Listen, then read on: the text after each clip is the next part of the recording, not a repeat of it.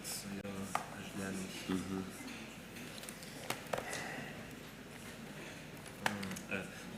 Could you put output here?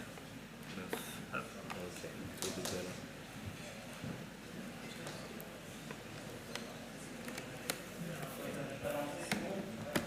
Okay. No, it's risky, right? Okay, so let's go. Thank you. Okay.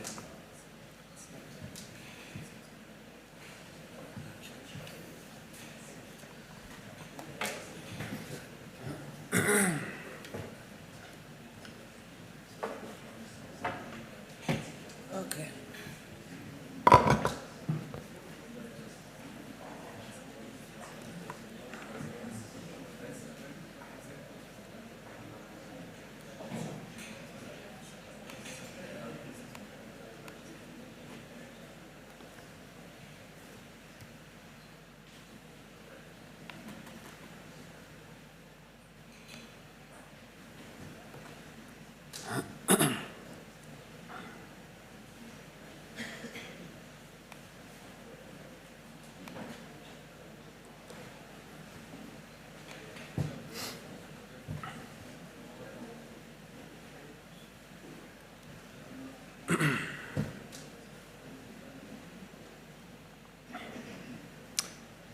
All right, are we ready to go? I'll start off with something very different.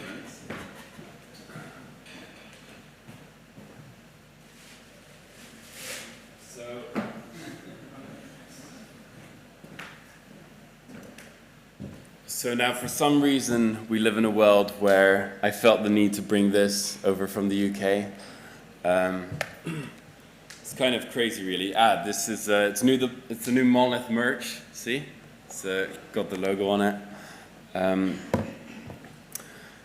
Yeah, it kind of shows how easily the world can like change in a fundamental way, right? We're like, what's happened in the last month? It's kind of bizarre. And I think that's kind of true for what we're doing in our industry as well. So let me start off by saying my name is Mel Gelderman. I'm the co-founder and CEO of this company called Monolith. And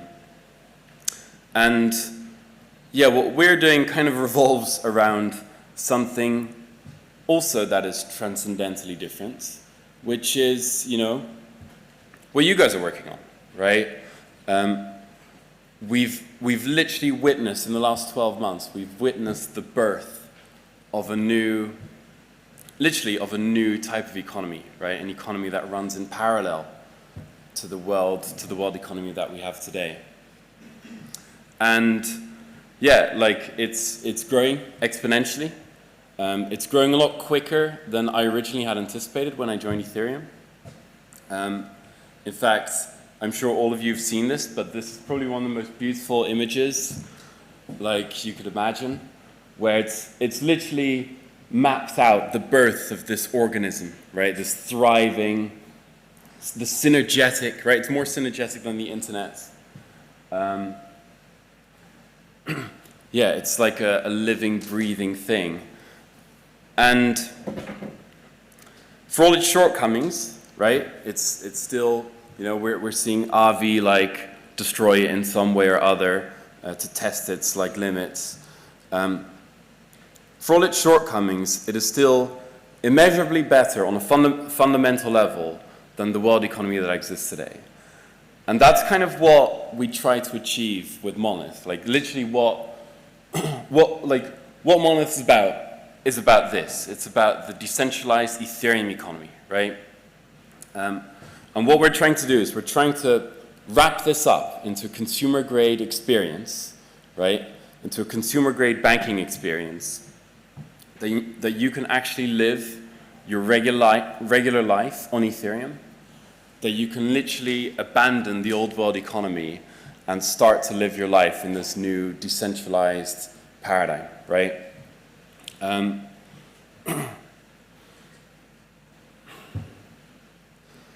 Yeah.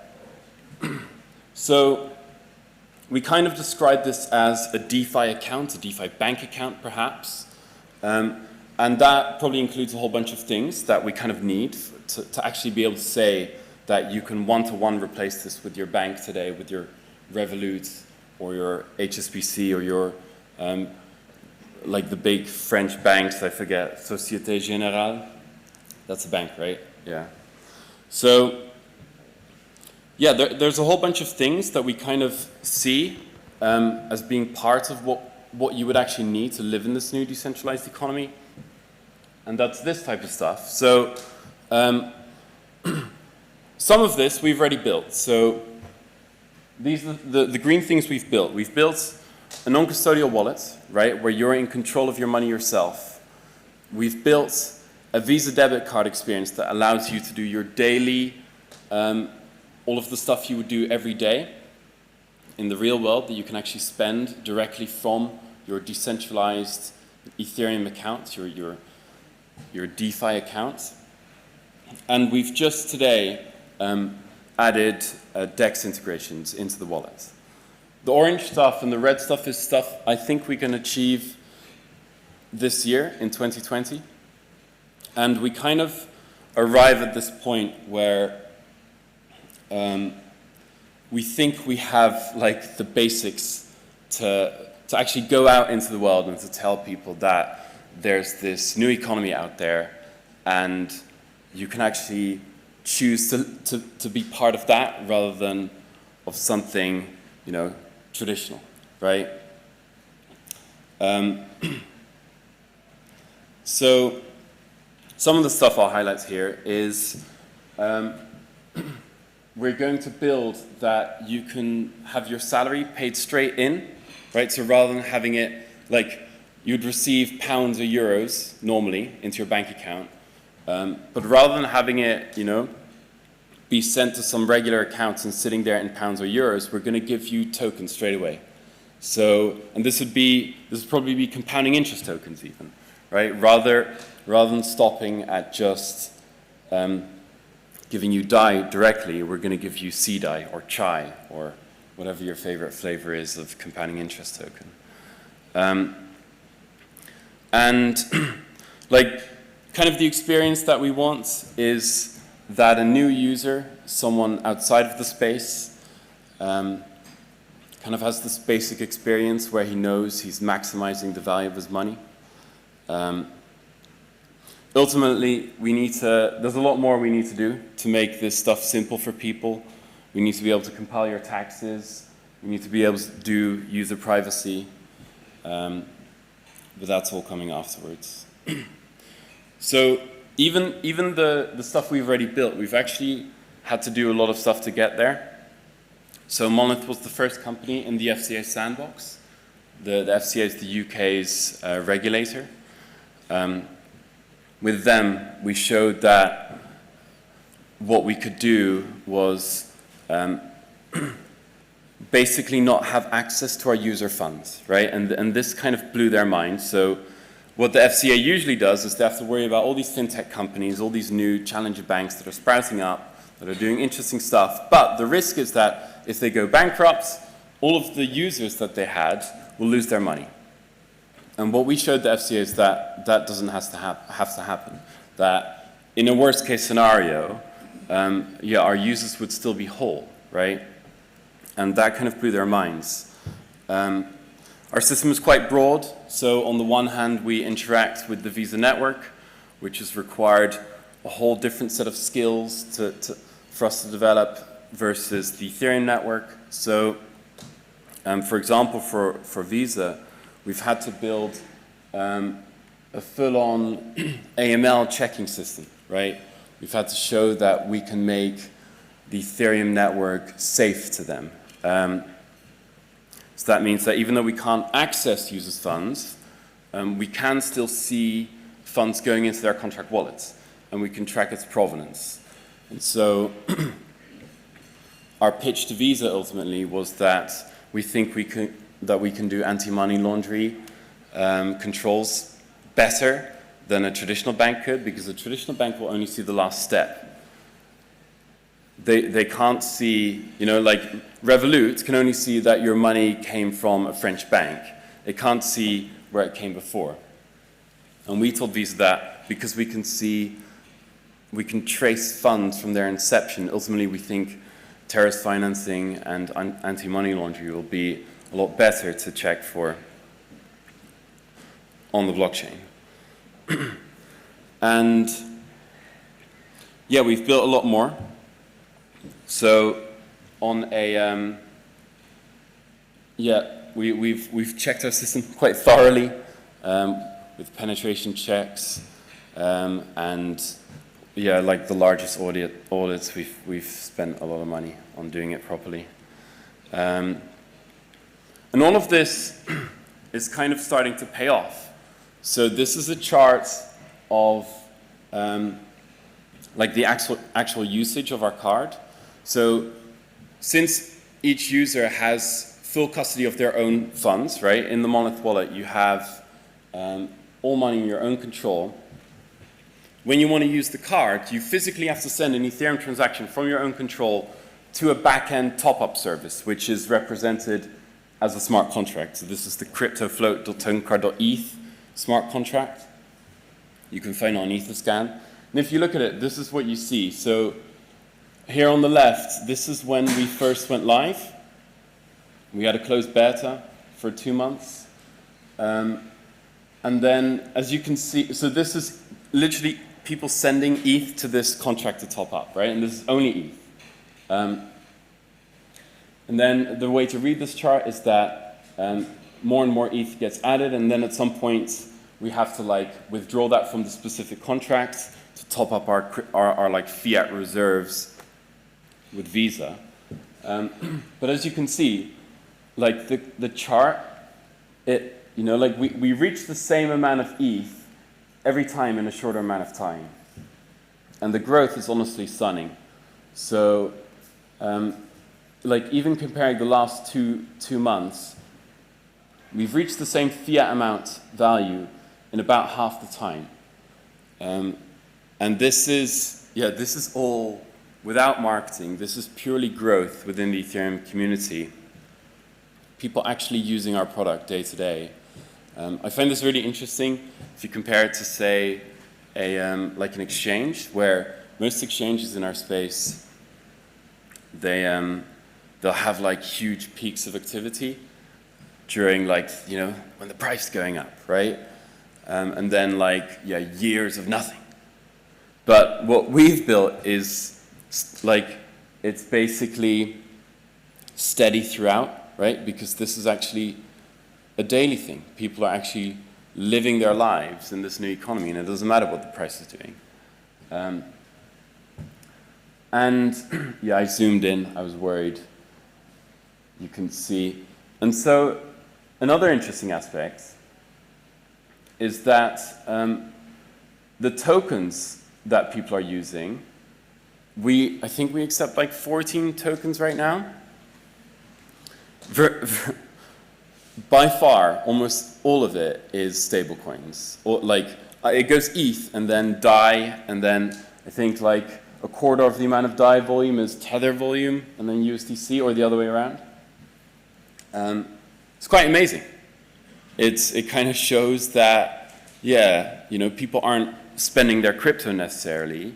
They're just spending the stable assets that they have. And yeah. I made this screenshot last night, and I noticed that since all of our users are in Europe, it was kind of funny to see someone in the middle of the night top up $300 worth, $400 worth. Kind of wonder what they bought. I shouldn't be saying this. So yeah, and then this is the the cumulative amount of money being spent. So this is how much is being spent every month. So this is euro. So this month, February, €122,000 was spent, which is up from 83 the month prior. And like, as you can see, like all the curves are just crazy. It's really encouraging. Yeah, since we went live, we've seen, like the people that get our products, they're amazing. So this is a guy, I like this. I took this screenshot last night as well. He's French. He says, rédacteur pour le journal du coin. La voilà, enfin, ma première carte crypto de chez Monolith Web3. Je vais pouvoir commencer la transition de l'euro au DAI. So, if my French is correct, that means he's talking about transitioning from euro to DAI. And I think that kind of vibe is true for almost all of our users today, right? So this is Stani, God bless him. He's been doing crazy work, and from Avi. And yeah, he uses our card. He still wants, he messages me every day to add ADI. We're working on it, Stani, I promise. Yeah, people using it. Someone else from Stani's team joined a few days ago. Another French guy. So these people are literally the pioneers, right? Like, these people are some of the first people to actually live this life that, I was originally promised with Bitcoin, right? So I joined Bitcoin like a long time ago now, because it promised this vision of a different world, right? This parallel economy that, was separate from the governments and all this stuff, where everything was transparent and decentralized. But, the reality was that, and I quit university, I canceled all my bank accounts and I traveled the world with just a Bitcoin wallet in 2013. But the reality of Bitcoin was that virtually no one actually lived that life, right? Like, no one, we were all saying like, oh, Bitcoin's going to take over the world, but no one actually like lived that. And so that's what I think we've achieved here today, right? That we've built this product that for the first time, people can literally start to peer over the wall of like human suffering, right? And look into this world that we're only able to envision because of Ethereum, right? Like, Ethereum has given us this insight into a society that goes far and beyond what the current systems of control could ever produce. Yeah, I'm quite a radical, and I desire nothing more than to like leave the old world and like figure out how we can actually build a society that can take us to the stars.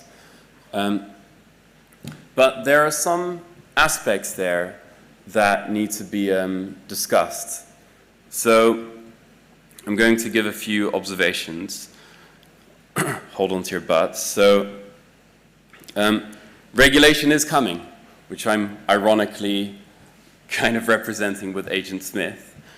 Like $1 billion in DeFi is just about small enough to like fly under the radar, right? Now, if we want to reach, in our case, we want to reach 800 million Europeans, right? We think this is the year that we can do that. If we want to do that, regulation is inevitable. It's the reality. And we have a choice about how we approach that. So it's going to happen no matter what.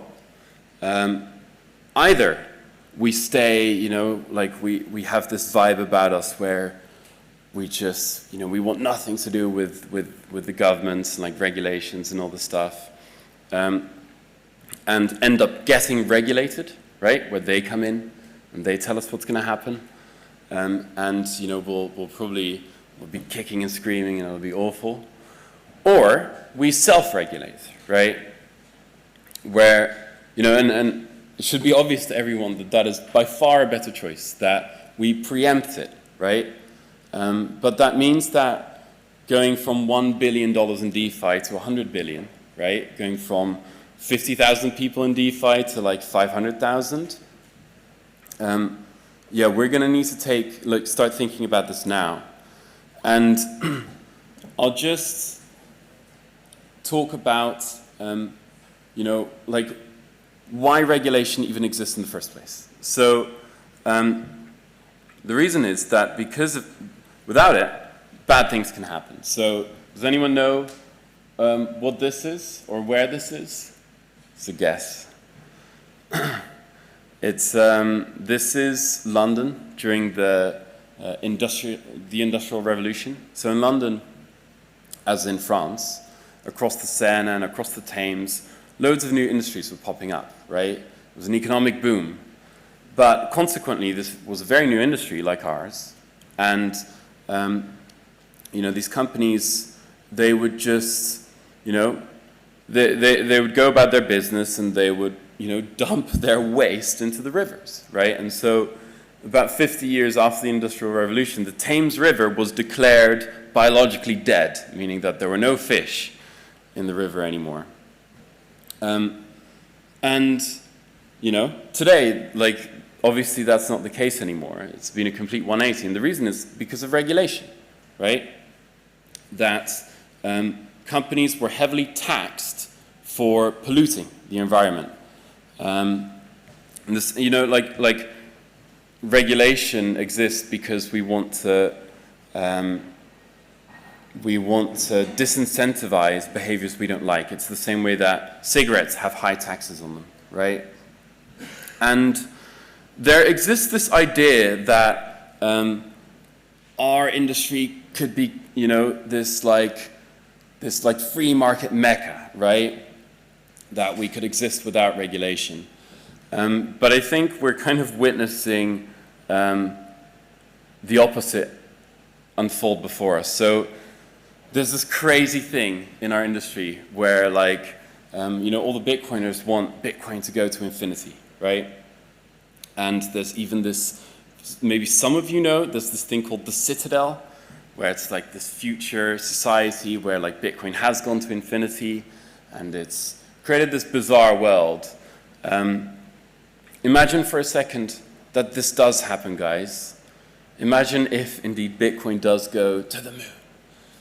Like, the amount of electricity that Bitcoin would consume would literally be like the greatest modern climate disaster, right? And why, right? Like, why are we even doing that when we have new technologies like proof of stake or whatever?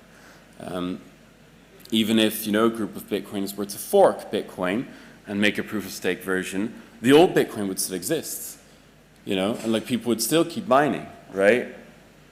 And so, you know, this is the type of area where regulation is unfortunately needed. It really is on the fringes, right, of our industry, just to make it work. And yeah, ultimately, I'm coming back to this image. You know, we need to really ask ourselves, what is that world that we're building, right? Right now, it's a world that, you know, it's this future DeFi economy. It's decentralized, it's transparent, it's trustless. But imagine if we can say it's a whole bunch of things more, right? So, yeah, I'll give you, so I really had a hard time deleting this slide. So there's been a trend in our industry, right, where we've gone through certain, like, chapters almost. Right now we're at chapter 2. And this is a chapter where we kind of are like using up all the opportunities to, like, provide financial services without any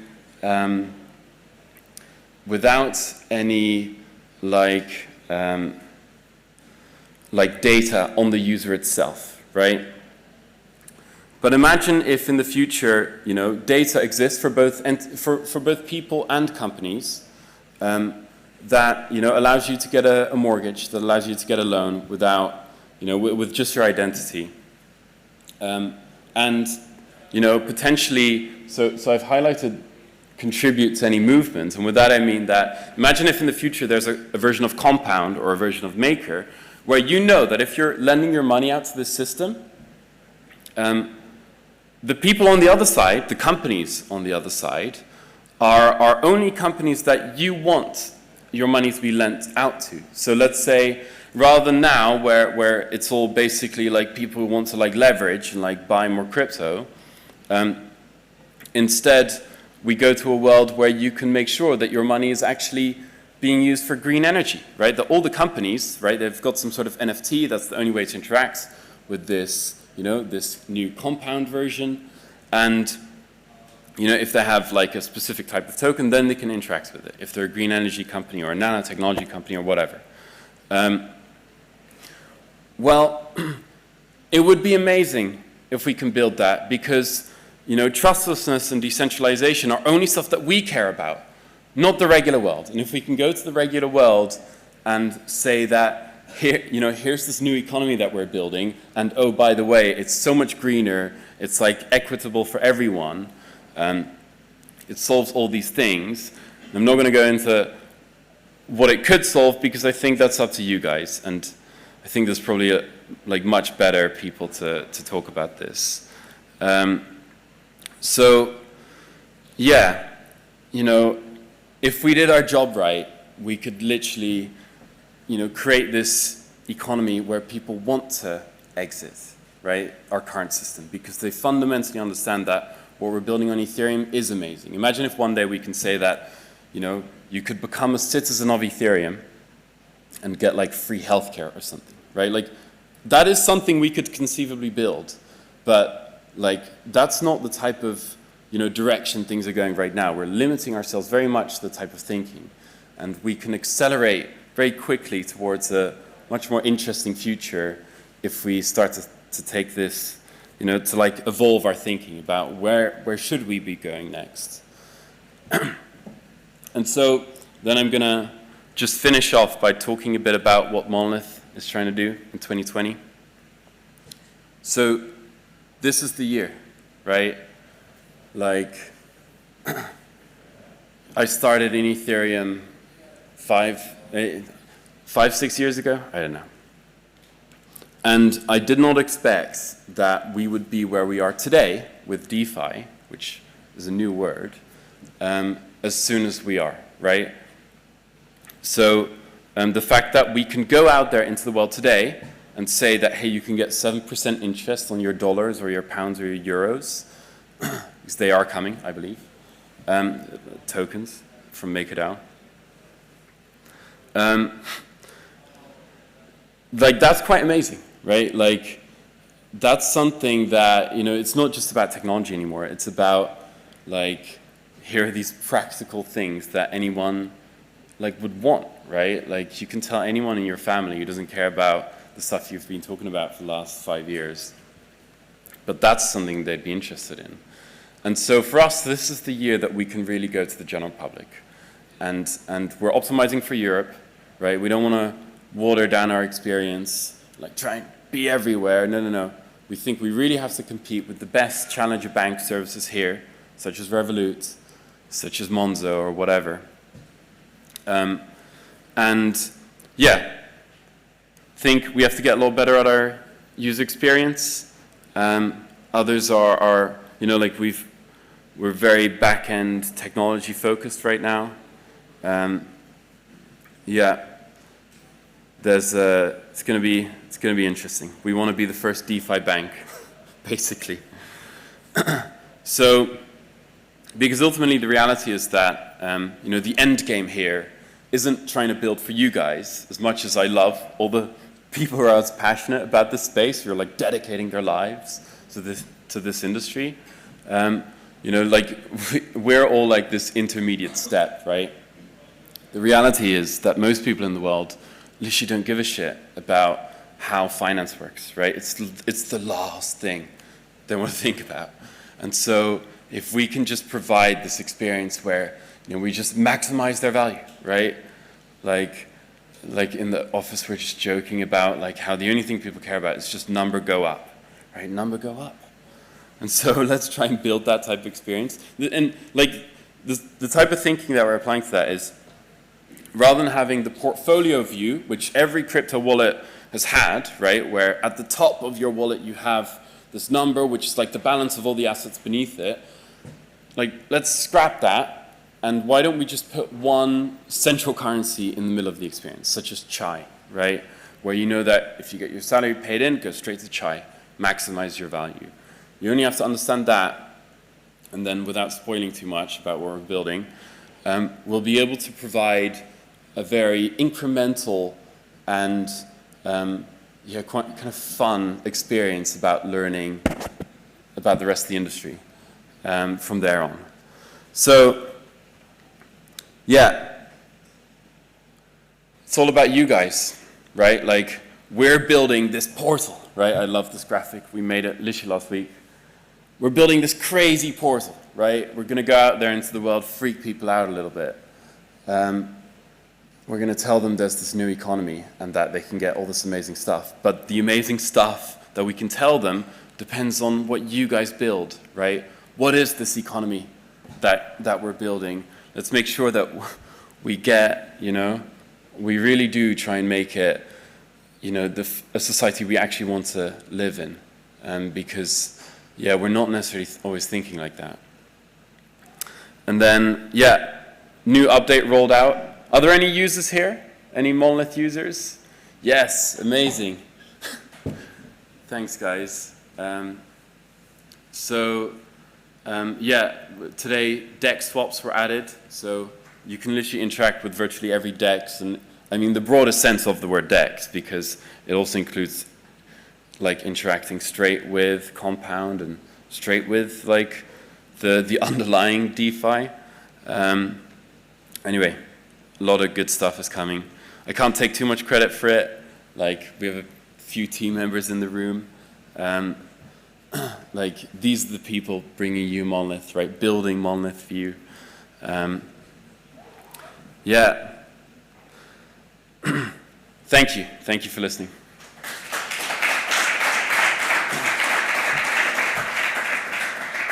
I'm happy to take a few questions if there are any questions. Go ahead. In what countries is the credit card available, and what is the plan where to roll it out? Yeah. So it's available in the European Economic Area. I'll repeat the question so everyone can hear. Where's the card available? So, yeah, in the EEA. That's the technical word. I like to say Europe because I don't think most people know what the EEA is. That it just means that everywhere in Europe except for Switzerland. Yeah, sorry. As far as other jurisdictions go, I think we're trying to build this core experience that resonates with people first. We're trying to nail it first, right? The types of questions we're asking internally is like, like if you have a wallet, right? You've probably got like 5 cards in it. What makes you pull one card out of the wallet over the other, right? All these reasons are very subtle, right? Like with a big old traditional bank, it's always going to work. With like a fancy new bank, it makes you feel a bit cooler, right? Maybe one of them does your transaction analysis better. What we're trying to figure out is how we can like kind of be an order of magnitude better than every other card in your wallet, right?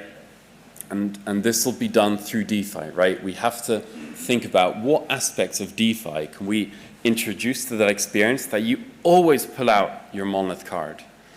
Yeah. Any other questions? Yeah. Is there or will there be a fiat on-ramp? Yes. Yeah, exactly. So that's what when I said salary in, that is what I meant. So we're going to give you, like, I'm not going to give a timeline, but soonish, forget soonish, like first half of this year, for sure, we're going to give you an IBAN and a sort code account number so that you can, give it to your employer or whatever, right? And again, unlike every other service in the world today, basically, the moment the fiat, your pounds or euros hit that account number, they're not going to sit there, right? We're immediately going to convert that to like, you know, euro or pound DAI, right? Or chai or whatever, right? Or, you know, gold if the apocalypse happens, right? And put it straight in your wallet. Is that like given, or can you still choose, like, you cannot have fiat on your account, or? Well, you can, what I fundamentally want is just an experience where I'm not holding on to user funds, right? And so we can still give you fiat, but it'll be in the form of a token, right? So, yeah, I don't know how, if this is public knowledge, but like there will be really good decentralized versions of not just the dollar, which we have today, but also of pound and euro. They're obviously all going to come, right? They're going to come in the next 12 months. And so as our users are all in Europe, it's kind of painful if we have to give them DAI because it's a dollar-based account. We're going to do that regardless. We're going to give them, you know, CDAI. But ultimately what we want is that, you know, it's just a financial experience like you're used to, right, with a currency you understand, but it's got compounding interest on it. And so that means we're going to give them, you know, hopefully euro DAI or pound DAI. And do you feel that like we're all comfortable with having euro DAI or whatever, but people that are not comfortable with crypto yet, do you think that they will have enough, that they will be comfortable with having everything in a token that is not really yet proven on a mainstream level? Yeah, I mean, I guess they're probably, that's a great question, you know, like we're going to have to figure out. On the one hand, we have this huge pool, which is, you can get compounding interest, which is more than any other place you can get. Like even in the fintech world, there are cases where you can get like 7-8% on like peer-to-peer loans, right? Like that's similar to DAI, but the difference is your money's locked up. You can't, you know, one block later withdraw it all and like use it, right? So that alone is going to be a huge pull.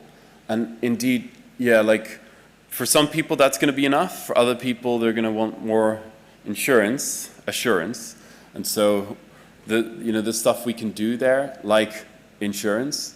But yeah, you know, like at the very least, what is fundamentally true about the Ethereum economy is that it's anti-fragile, right? So our traditional economy, if something happens, you know, like everything kind of collapses and cascades. With the Ethereum economy, because everything is open, because everything is transparent, all attack vectors are tried, right? It's like this stuff is battle tested. And so assuming that DAI, you know, like DAI has existed for a while now. It's the biggest bug bounty in the world, basically. Yeah, the assumption is that it's only going to get better over time. But yeah, there's still risks. Any other questions? One more question then. How would you compare Monolith with Bitwala, for example, for other, because there are few, I don't know if they are competitors or not, but few other actors who provide banking cards, credit cards, so debit cards actually, with Ethereum account. How would you compare Monolith with some of these actors? Yeah, so what makes Monolith fundamentally different is that our experience revolves around being non-custodial, that we don't have access to your money, right? Now, this is unquestionably an idea that's going to catch on, right? I think people, even the few thousand users that we do have, they definitely trust us a lot more than they trust some completely unregulated, you know, dodgy crypto company based, you know, on some Cayman island, right? With their crypto, right? Because that's how the world works today. Virtually every exchange. We've just built the Uniswap equivalent of a bank account, right? Where we don't have access to your money, right? In the same way that Uniswap doesn't have access to your funds. It's not sitting there like with Binance or with Kraken or something. And so I think that's where it starts. That is a foundational difference. Ultimately, we're also not about, you know, like spend your crypto, right? Like this whole pump and dump vibe that a lot of these other projects have. We're mainly focused on Ethereum. Well, only focused on Ethereum. And that's because, you know, we think almost everything else isn't actually that interesting. You know, like the only thing, like we're going to have to build a very compelling economy on Ethereum for it to actually start to draw in regular people's attention, right? And we're just optimizing for that. We want to give people the very best experience from this decentralized economy. You know, where we want to get to is that, you know, ultimately we can give people a better mortgage on their house than a traditional bank can, right? So, yeah, that's our focus, just this decentralized economy, maximizing the value for normal people. Yeah. Last question. You have like 3 minutes. Yeah, yeah. Was there someone in the back? Okay. Is it? I'm not sure. Thank you guys very much.